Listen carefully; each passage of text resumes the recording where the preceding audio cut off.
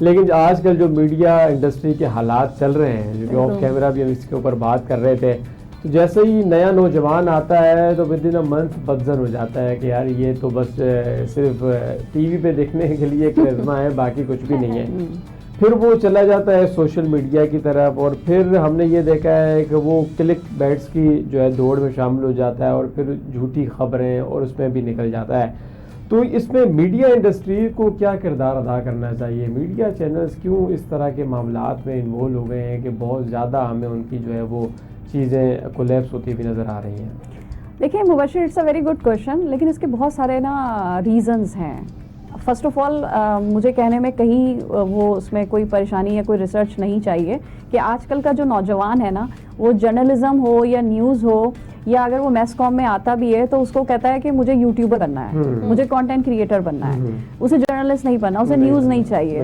تو consumption news کی over all as a economy اگر ہم پروڈکٹ دیکھیں تو وہ لو ہو گئی ہے. کوئی نہیں چاہتا کہ نیوز ہر وقت ذہن میں چلتی رہے. تو اس کے برعکس ہم دیکھتے ہیں کہ انفرٹینمنٹ زیادہ ہے، بات اسٹوری ٹیلنگ کہانی کے طور پہ اگر کوئی بات جیسے فلم بنا دی جاتی ہے یا نیٹ فلکس میں کوئی اسٹوری بنا دی جاتی ہے تو لوگ اس کو زیادہ دیکھتے بھی ہیں.